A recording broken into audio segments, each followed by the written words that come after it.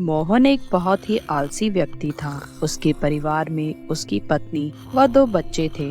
मोहन का खानदान गांव के सबसे अमीर खानदान में से एक था, पर यह बहुत पहले की बात थी। अब तो घर का गुजारा भी मुश्किल से ही चलता था।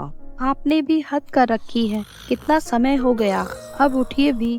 क्या हो गया है? चैन से सोने भी नहीं देती। जाओ, मेरे लिए एक अच्छी सी चाय बना कर लेकर आओ। सुबह से 4 चाय पी चुके हैं आप। ये भी तो बताइए, भला कौन सा काम कर रहे हैं? सारा दिन बिस्तर पर पड़े रहते हो, तुम्हारा दिल भी नहीं भरता सो सो कर। घर में 2 बच्चे हैं, उनकी जरूरतों का क्या? मैं तो जैसे तैसे मन मार कर ही रह लूंगी, पर उनके भविष्य का तो सोचो। मैं एक अमीर घर का व्यक्ति हूँ।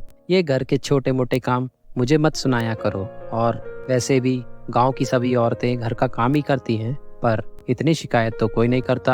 हाँ, क्योंकि उनके पति बाहर जाते हैं और पैसा कमा कर लाते हैं। तुम्हारी तरह पूरा दिन घर पर खाली नहीं बैठे रहते। देखो, कुछ ज्यादा ही बोल रही हो तुम। ज्यादा वादा कुछ नहीं है, चलिए मेरे साथ, घर के काम में थोड़ा हाथ बटाइए। अगर देर हो गई तो आज दिन में खाना नहीं मिलेगा। इसी तरह मोहन दिन रात बस आराम ही करता रहता था। उसकी पत्नी सारा काम खुद संभालती थी। ये क्या है जी, कितना पुराना लग रहा है, कभी सफाई भी नहीं हुई है इसकी। यह बहुत कीमती है, इसको ध्यान से साफ करना, कहीं टूट ना जाए, वरना तुम छोड़ो, मैं खुद ही इसकी सफाई कर लूंगा। आप क्या ही सफाई करेंगे इसकी? लगता तो नहीं कि कभी इसको हाथ भी लगाया हो। कितनी धूल जमी है इस पर।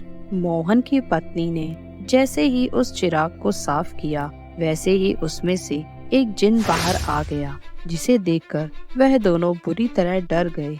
हे भगवान, भूत! इसमें भूत बंद कर रखा था तुमने। मुझे पहले पता होता तो मैं इसे नदी में फेंक आती। आप डरिए नहीं मालकिन, मैं तो आपका 200 साल पुराना सेवक हूँ। क्या बेकार का मजाक है। यहाँ तो दूसरों के यहाँ मजदूरी करने के हालात हैं हमारे, और तुम खुद को हमारा सेवक बता रहे हो, वो भी 200 साल पुराना। मैं सच कह रहा हूँ मालकिन, 200 साल पहले इनके दादा के दादा ने ही मुझे इस चिराग में बांध दिया था, पर आज आपने जैसे ही इसे अपने हाथों से साफ किया तो मैं आजाद हो गया। यह ठीक कह रहा है। आज से पहले कभी मैंने इस चिराग को कभी साफ नहीं किया, वरना ये जादुई चिराग है, हमें बहुत पहले ही पता चल जाता। देखा सुनीता, मैं तुमसे कहता था ना, हमारा खानदान बहुत ही रईस खानदान था। अब तो तुम मानोगी। चलो, इस जिन से कुछ मांग कर देखते हैं। हमें बहुत भूख लगी है, हमारे लिए बढ़िया बढ़िया पकवान लगाओ। मोहन के कहने पर उस जादुई चिराग के जिन ने झट से बहुत बढ़िया बढ़िया पकवान वहाँ सजा दिए, और मोहन और उसकी पत्नी ने पेट भरकर खाना खाया। अब मेरे लिए क्या हुक्म है मालिक? तुम ऐसा करो, बाजार जाओ और घर का सारा जरूरी सामान ले आओ। अरे रुको रुको, तुम अगर ऐसे ही बाहर गए तो पूरे गांव भर के लोग डर जाएंगे। तुम पहले अपना थोड़ा हुलिया बदल लो।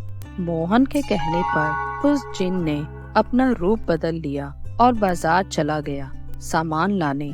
मोहन को लगा अब वह पहले से भी ज्यादा आराम कर पाएगा, पर उसका नया नौकर कोई आम इंसान तो था नहीं, वह तो एक जिन था, और उसे कोई भी काम करने में अधिक समय नहीं लगता था। उसके सोचने भर से भी कम समय में वह सभी काम पूरे कर दिया करता था। मालिक, मैं सारा सामान ले आया। अब अगला हुक्म क्या है मेरे लिए? अभी मुझे नींद आ रही है। अभी तुम एक काम करो, तुम जाके अपने चिराग में सो जाओ, मैं बाद में तुम्हें काम बताऊंगा।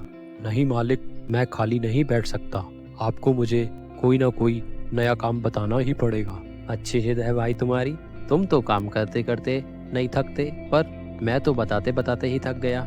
चलो ठीक है, एक काम करो, इस घर का पूरा हुलिया बदल दो, यह बिल्कुल नया जैसा ही लगना चाहिए। जो हुक्म मालिक, अभी लीजिए।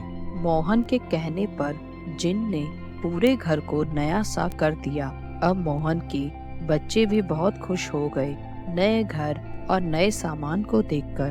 पापा, पापा, आप जिन से इतने काम करवा रहे हैं तो मुझे भी फुटबॉल ला दीजिए ना। पापा, मुझे भी नई गुड़िया चाहिए। ठीक है, मैं अभी कहता हूँ जिन से। सुनो, बच्चों के लिए इनकी पसंद के खिलौने, कपड़े और मिठाइयाँ सब इन्हें लाकर दो। जो हुक्म मेरे मालिक, अभी लीजिए।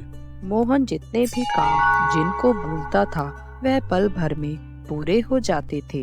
अब मोहन भी परेशान होने लगा था उससे काम करवाते करवाते, पर जिन था कि एक पल के लिए भी थकता नहीं था।